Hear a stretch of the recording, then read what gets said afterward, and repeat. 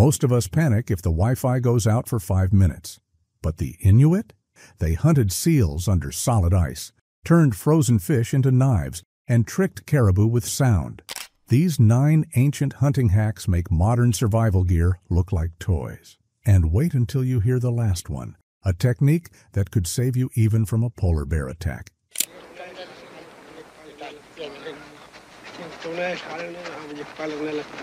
First, let's talk about wind. We all know that when you're trying to sneak up on something, you want to avoid being smelled. Imagine trying to creep up on your favorite food, but the scent of your cologne is wafting in their direction. Yeah, it's going to be game over. But the Inuit had this wind-reading superpower that made sure they stayed scentless. They'd always move against the wind. Here's why. When they moved against it, the wind blew their scent away from the animals, not toward them. So the caribou or seals couldn't smell them coming from a mile away. It's like playing hide and seek and using the wind to cover your tracks. If you walked with the wind, you'd end up playing right into the animal's nose. They'd know something was up before you even got close. But against the wind, it's like you were invisible, but it doesn't stop there. You're not just trying to avoid being smelled, you also need to be invisible. And here's where shadows come in. Picture yourself on a wide, flat sheet of ice. Not much to hide behind.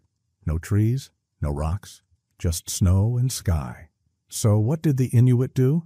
They used the sun and shadows to their advantage. You know how animals are super sensitive to movement, right? They can spot you from a distance if they see your shadow moving. So the Inuit were masters at using the angle of the sun to make sure their shadows didn't fall where they didn't want them to. They would position themselves in such a way that their shadow didn't give away their location. In fact, they would even adjust their position or wait for the perfect moment when the light was just right. It was like they had a sixth sense for how to blend into the environment, becoming one with the landscape. They weren't just hunting, they were shadow ninjas. And then we've got the perfume warfare part. I know it sounds kind of wild, but stay with me. Animals are way more sensitive to scent than we are, so the Inuit used this to their advantage. They knew that if they wanted to attract or distract certain animals, they could use the smells of their surroundings, or even rub animal scents on the ground, or on decoys to either mask their scent or lure animals in. They might rub seal blubber or animal urine on certain spots to either draw a seal closer or confuse an animal's sense of smell. It's like setting up a Tinder profile to lure a caribou in for a nice close encounter. But instead of sweet perfumes, it's seal pee and blubber. They didn't just hide their scent, they used scent to their advantage in a way that makes modern-day perfume companies look like amateurs.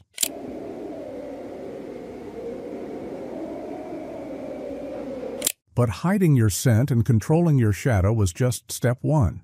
Because even if the animal couldn't smell you, even if your shadow wasn't giving you away, there was still one huge problem. You were standing in the middle of a giant white field. And guess what color your skin, clothes, and hunting gear weren't? Yeah, white. That's where the Inuit pulled off something that honestly feels like it came straight out of a spy movie. Now, when we say camouflage, you might think of army soldiers in jungle print or someone in a ghillie suit hiding in the bushes. But the Inuit were doing snow camo centuries before the word camouflage was even invented. And it wasn't just for style. It was life or death. In the Arctic, you can't rely on trees or rocks to hide behind. There are none. It's just miles and miles of open, blinding white. And if a seal sees even a tiny dark shape moving across the horizon, game over. Same for caribou. Even birds like ptarmigan will fly off in an instant if they catch a glimpse of something out of place. So what did the Inuit do? They made themselves literally disappear into the landscape. First, their clothing. Most Inuit parkas weren't just warm. They were snow-colored, often made from white caribou fur or even polar bear fur. This made them nearly invisible when they were lying in the snow. Some even reversed their coats depending on the terrain, dark side out on rocks, white side out on snow. That's two-sided fashion with battlefield strategy. And it wasn't just the coat. Their mittens, boots, and even the stitching patterns were designed with visibility in mind. They knew exactly what animals could see, and more importantly, what they couldn't. Some researchers believe seals and caribou don't see the full color spectrum the way we do, which the Inuit somehow figured out way before science caught up. So they worked with textures and tones that melted them into the environment. And they didn't just dress like snow, they moved like it too. If an Inuit hunter spotted a seal near an ice hole, they wouldn't just run at it. They'd lie flat on the ground, dressed head to toe in white, and inch forward slowly, sometimes over hours, barely lifting their body, like snowdrift levels of stillness. They'd even stop when the wind wasn't blowing to avoid the sound of their clothes shifting.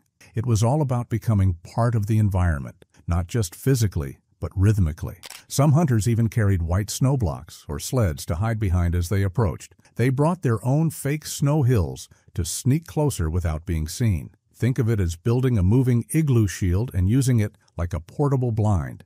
Genius, isn't it? And in some traditions, hunters would smear bits of snow or even white ash across darker parts of their gear to dull the contrast.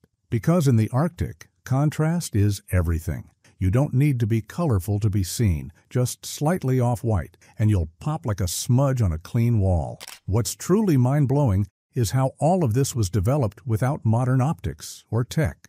Just generations of observation, trial, error, and passing down survival secrets from parent to child. It wasn't fashion, it was survival science.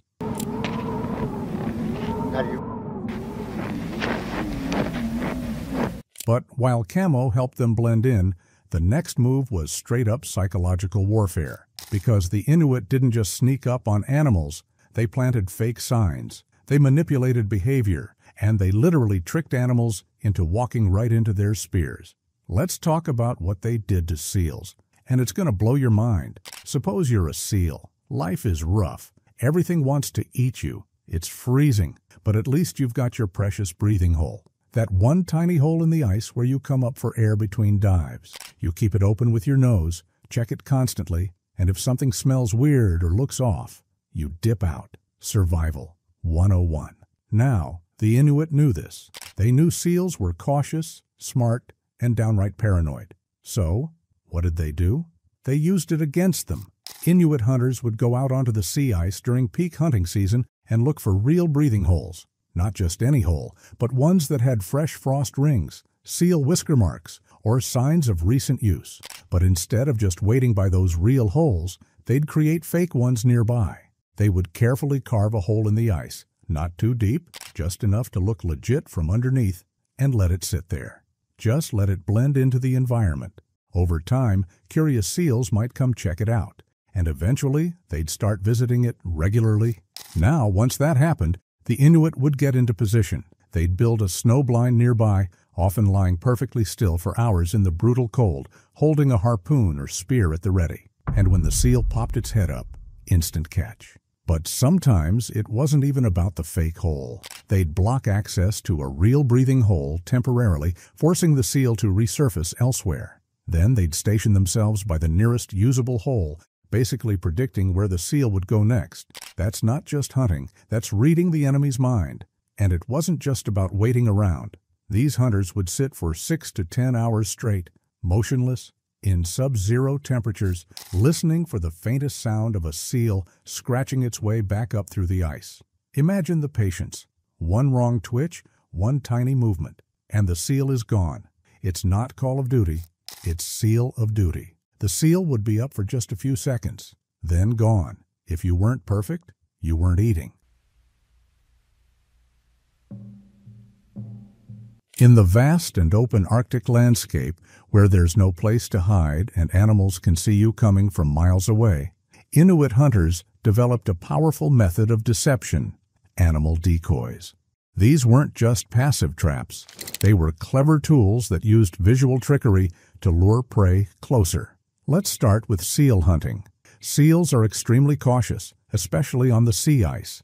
If they see something unusual, a shadow, a reflection, a silhouette, they vanish under the ice instantly. So Inuit hunters used the skins of seals they had already caught, inflated them with air, and floated them on the water or placed them near breathing holes. To an approaching seal, this inflated skin looked like another seal resting.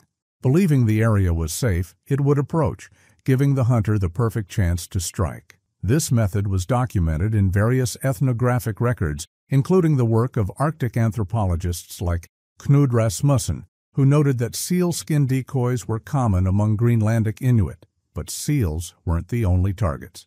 In land hunts, especially for caribou, Inuit sometimes created decoys out of snow, moss, and even real bones. They'd sculpt shapes to resemble caribou from a distance. These would be placed in strategic positions, like near watering spots or on migration paths, where real caribou would spot them and feel reassured.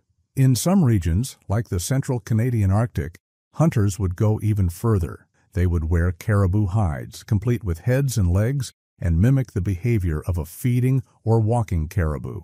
This was especially useful during the autumn migration season, when large herds crossed rivers and narrow valleys. By looking like part of the herd, a hunter could get close enough for a clean spear throw or bow shot. Decoy hunting was described in the journals of early Arctic explorers and researchers, including Franz Boas, and later studied in detail in the 20th century through oral history interviews with Inuit elders. In modern museums like the Canadian Museum of History, there are even preserved examples of traditional hunting gear used alongside decoys. What makes this so impressive is the level of detail and knowledge involved. These hunters had to know exactly how the animals moved, what postures looked natural, and how to avoid casting suspicious shadows on the snow. Even the wind direction mattered, because animals like caribou have a strong sense of smell. They fooled seals with fake bodies. They fooled the caribou with costumes. But what if I told you, did they also fool fish? Long before anyone thought of fishing with sonar or fancy rods, the Inuit had already mastered a way to catch fish through solid ice, and they did it with nothing but rocks, water, and wisdom. This wasn't guesswork, it was engineering. During the warmer months, Inuit would stack stones into a V-shape in the riverbed. This wasn't random. The wide part faced upstream, so fish swimming downriver would enter easily. But once inside, the narrowing stone walls confused them. They'd swim in circles, giving the hunter time to strike. Some traps were meters long, designed to catch entire schools of Arctic char, trout, or whitefish. But the real genius happened in winter, when the rivers froze. In winter, when the river froze, the Inuit didn't stop fishing. They'd cut holes into the ice in strategic spots, feeling the water flow and fish movement, then rebuild the same V-shaped trap beneath the surface using rocks. Once the structure was done, fish would get funneled toward a final hole, where they'd be caught with spears, nets, or bare hands. Sometimes these weren't just traps. They were fish highways, hand-built by people who understood rivers like we understand Google Maps.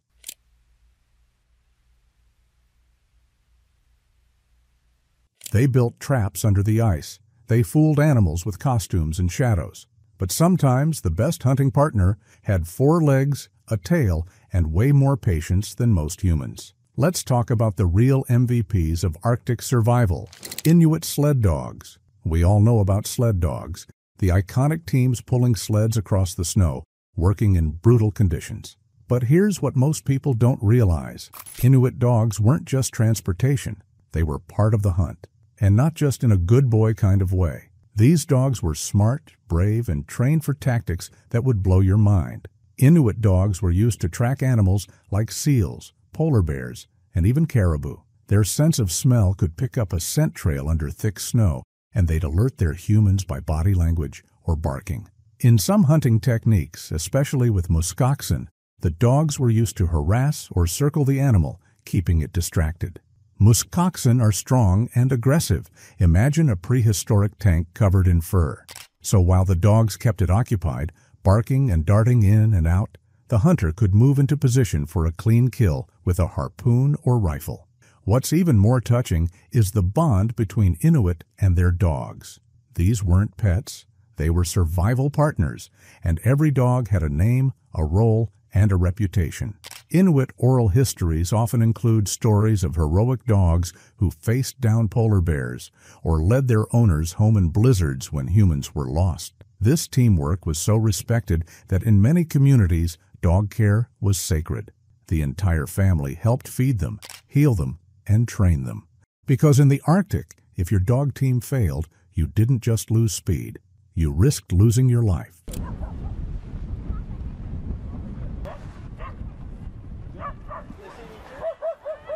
Although they had a pack of trained dogs who acted like undercover agents in fur coats. But sometimes the target was far. The wind was brutal, and what you needed was power. That's where one of the smartest weapon upgrades in history comes in. The Inuit sinew-backed bow, a cold-weather superweapon that shouldn't have worked, but totally did. They built what I can only describe as a biotech sniper rifle, centuries before the rest of the world caught up. These weren't ordinary bows. They were made from driftwood and animal tendons, twisted into one of the most ingenious cold-weather weapons in history. They took sinew, the stretchy tendon stuff inside animals, dried it, twisted it into cords, and laminated it to the back of their bows. What that did was give the bow an elastic, muscle-like structure. When they pulled it back, the sinew stretched and stored massive energy. And when they released, snap, the arrow flew out with serious power, strong enough to pierce seals, muskoxen, even whales in some cases. Now that's a weapon worthy of applause, right? Bows were quiet, precise, and portable. But not every hunt happened on land. Some of the biggest prey and the riskiest rewards were hiding below the ice and waves. When the Inuit went after giants like walrus and whales, arrows weren't enough. They needed something stronger, something that hooked in and never let go. At first glance, a toggle-head harpoon looks like a regular spear with a sharp end. But the genius is all in what happens after impact. The harpoon had a detachable head, usually carved from bone or ivory, that was connected by a line to the shaft. When thrown into an animal, the head would enter straight, but then twist sideways under the skin, or blubber, like an anchor flipping into place. That twisting action made it almost impossible for the animal to shake it off or pull it out. The more it struggled, the deeper it lodged. It's basically the prehistoric version of a grappling hook. What's even more mind-blowing is that this tech is so effective, modern harpoon systems still use the same principle. Military divers, commercial whalers in the past, and even some fishing tools today owe their mechanics to this Inuit innovation.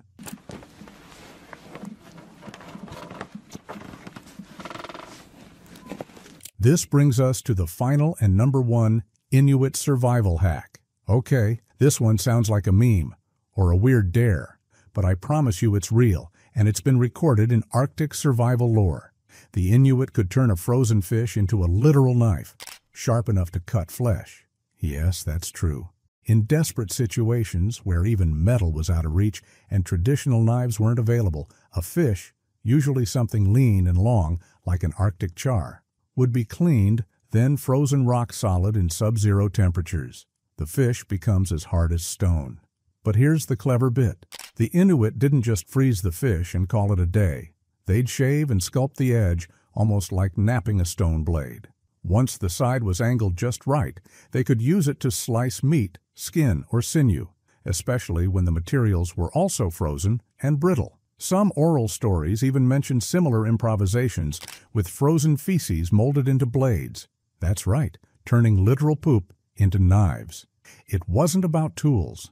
It was about knowing your environment so well you could make survival happen with anything, even your dinner. What's beautiful here is the mindset. When modern humans panic about losing Wi-Fi, these folks were like, no knife, no problem, hand me a fish.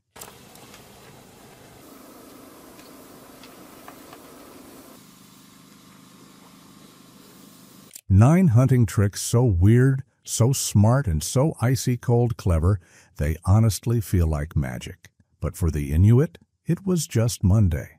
But if you thought that was wild, wait until you hear this. There was a 170-year-old Arctic mystery. A British expedition vanished without a trace. Except the Inuit knew all along. Click to watch the next video, and you won't believe what they found.